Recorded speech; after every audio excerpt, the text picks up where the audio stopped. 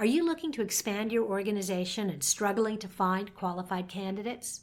This week, my guest, career success coach Lisa McDonald, says that if you're having trouble attracting great resumes, you might want to start with your own corporate resume. How do you do that? Well, you start by listening to this episode. Okay, here's the show. Welcome to More Than a Few Words, marketing conversation for business owners. MTFW is part of the digital toolbox from Roundpeg, and this is your host, Lorraine Ball. And today I am really excited. I get to hang out with my good friend, Lisa McDonald, and Lisa is the founder of Career Polish. She is a career success coach. She's an award-winning resume writer, and she really focuses her time on helping people find that right place to spend a third of their life. And obviously, you as a business owner are looking for people who are going to be happy. And her job is to help them find you. And today, we're going to turn it around and she's going to help you find them. Hey, Lisa. Hey, Lorraine. Thanks so much for joining me. Oh, thank you for having me. This is a blast. You know, we were talking as we were out walking, because that's what we do, yes, about the fact that you spend a lot of time helping people develop their personal brand. But I think that companies that are competing for employees need to think about that too. It's really interesting because the focus is always on the candidate. You have to meet our needs. You have to change your approach. You have to change your resume. You have to change your writing style to fit our needs. But the way that your needs are being packaged hasn't changed. That attitude of you as a job candidate have to change to work with us was fine when there were lots of people and not a lot of jobs. But we're entering a time where there are lots of jobs that need to be filled and not as many qualified candidates. Well, not only that, think about the cost that it takes for a wrong hire.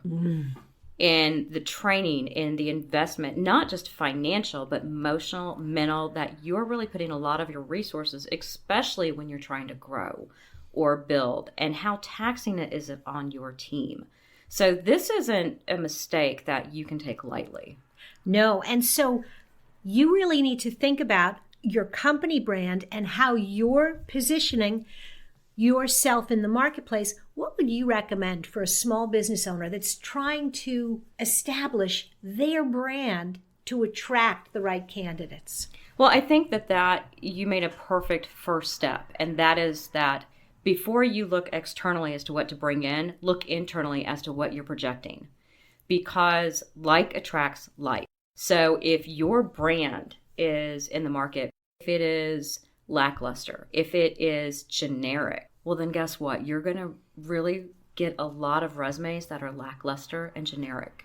If you're telling people that, hey, we're a young, hungry, innovative company, but then your website is something from Wix from 10 years ago and hasn't been updated, you're lying. And you're not walking the talk. You're not being authentic. No. And candidates will see through that.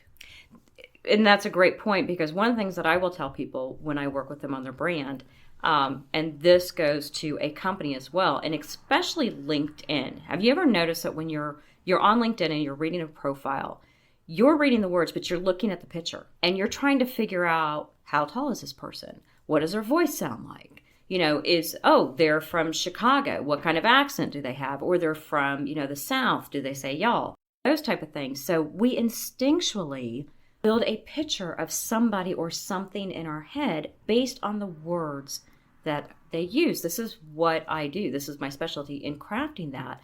But as a brand, as a company, we're doing the same thing. The messaging of who you are and how you present yourself, and then taking that same thought process even into the job description. Really, you do want to bring their personality into it. Because the other thing is, think about it from your side of the table as you're reading these resumes. What is the image that you're forming of them? And does it fit in? And that's one thing that I will coach people, is that you want your personality to shine through so that somebody reads this, whether it be a resume, whether it be LinkedIn, you're going to know immediately if that's a good fit for your company. But are you doing the same thing for them? That was the thing when we started doing more active recruiting. and we started including things like, how do you feel about popsicles? Or making that a requirement is that candidate must love cheese. Yeah. Yeah. Where's the personality? Because this is a fun office. If you work with Round Peg, you're going to know you're going to have a lot of fun. You're going to get the best service that there is, but you can have a lot of fun along the way. But the other side of that is that you're going to have that mirror held in front of you, and you're going to be held accountable, and you're going to be put to task. So it's a collaborative, it's an accountable, but it's an amazing, fun journey. You demonstrate this not just by your people, but on your online presence. So when somebody, applies online and they read through, if you say something about Clyde or Benny and the people that you're talking to have no idea, they haven't done their research. You know you don't want them. But if they've done your research and they can't tell you anything about your company, what are you giving them to talk about? Absolutely. And so using social profiles to extend that brand, presenting behind the scenes looks at how a company works and how the people work together helps tell that story. I think a lot of it too is, why do you do what you do? This was a driver of your business. This is why you created it. That's one of the biggest drivers. It's not just the why, but also why now? Why do you do what you do now? When you start being personable and you start being vulnerable, you're going to attract people who resonate with that, and that, you know what, I care about that too. And yeah, I will take a pay cut or I will change something because I believe in their mission.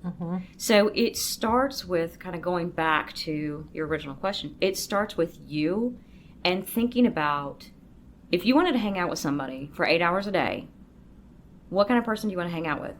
What strengths do you need that make up for your weaknesses that you're going to work well together? And then how would you entice somebody in a conversation to at least talk about this opportunity? So stop being so far removed from your hiring process, from your job description, and start putting some skin in the game. Absolutely. And then the other side of it is, if you do this right, you're going to get a lot of candidates. You're going to get a lot of resumes. And I think it's too easy to fall into that trap of, oh, this is a graphic design job and we want, or this is a writing job or whatever the job, a project management, and we want someone who has 3 to 5 years of this specific experience. But you were saying earlier when we were talking that sometimes the best candidates don't check off any of those boxes. Really, they don't. And it's so fascinating and it's wonderful. The thing is, I think when you start with an outdated job description and you're starting with, here's the boxes I need to check, your mentality stays in that lane. So one of the things that when I work with people who change careers, are looking for a difference, the first thing, they're not going to have like-to-like skills. Okay, you haven't done these things before. So what I do is say, let's take a step back. Project management. What are the skills that you need to be successful in project management? You need communication, be able to bring people together, consensus, organization, budget, whatever those things are. Let's look at examples of when you've done that. So when somebody's reading your resume, they can see you have the skills they don't have to teach, and you're ready for that next step. When I was in recruiting in the financial industry, I really didn't want people who had been at different financial industries. It was, well, this isn't how we did it here. Well, there's a reason you're not there anymore. So I don't want that. But they had the skills that I didn't have to teach them. They knew how to listen. They knew how to build relationships. They knew how to think beyond the box. I can teach you the stocks, the bonds, the annuities, those type of things. So that's one thing. When you're looking at those, don't look at the boxes. You're missing the full picture. So really that idea of looking at, can this person learn, is way more important than have they done this task before. Well, and that's a double-edged sword on that one. So there's really two distinct. Can they learn, which is important. I don't care whatever it ages is. So don't discount older workers because, don't say, well, they're not technology. You'd be amazed. So yes, it's important. Can they learn this? Have they proven themselves that they can learn? But the other thing is, if they have these skills, if they've doing it 3 to 5 years, did they do it well? And did they prove it to you? Mm-hmm. And if they just check the boxes and they're matching, they're using your job description, their resume, they're going to get through your systems. They're going to show all those.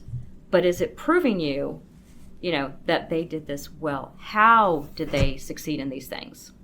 Absolutely. Lisa, this is great information. I'm going to encourage all of my listeners to go over to careerpolish.com. Even if they're not looking for jobs, you've got so many great tips on the hiring process that I think will be advantageous for business owners and people looking for jobs. Well, it's funny because, it's a great way to look at it. When we were talking about it, I work with people and teams on their brand, on their communication, how they're doing this.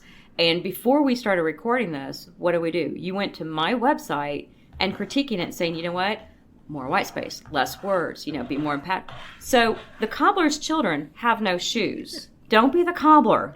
Apply what you're looking for externally, apply it first internally. That's really good advice. Thank you. Oh, you're very welcome. If you have enjoyed today's conversation, go ahead and listen to another episode. They're short. Look for More Than a Few Words wherever you listen to podcasts. This has been another episode of More Than a Few Words. Thanks for listening.